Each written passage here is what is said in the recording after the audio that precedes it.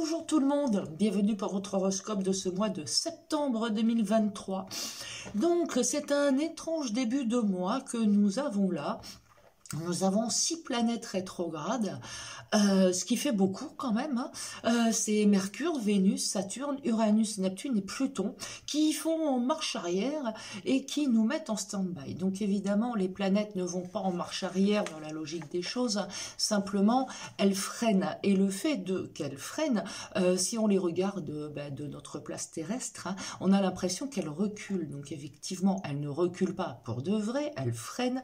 Il n'empêche que nous, on les vit à reculons, en rétrogradation, et ça nous amène à nous mettre en arrêt, en retard, en stand-by, en malentendu. Ça freine tout ce que l'on met en route ou tout ce que l'on attend. Donc si vous attendez des papiers, des réponses, ne vous étonnez pas si tout ça, ça glandouille, ça se met où les gens sont en vacances, où ils sont pas là, où ils ont perdu votre dossier. Enfin, c'est tout ce genre de problème que ça peut entraîner. Donc c'est pas très sympa.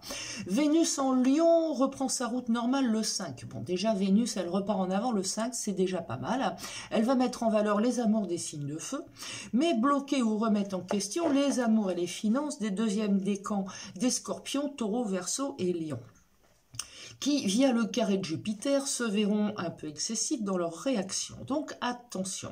Ce carré risque aussi de provoquer un tollé général via des nouvelles de loi un peu appréciées ou des choses comme ça. Ça peut aussi entraîner des grèves, des révolutions, des guerres. Enfin, bon, on est encore dans une période olé olé, pas très sympathique.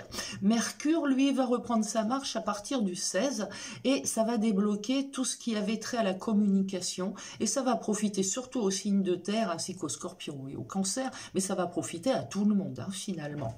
La nouvelle lune du 15 en Vierge va appuyer cela en vous poussant à plus de concentration et de discipline dans l'action.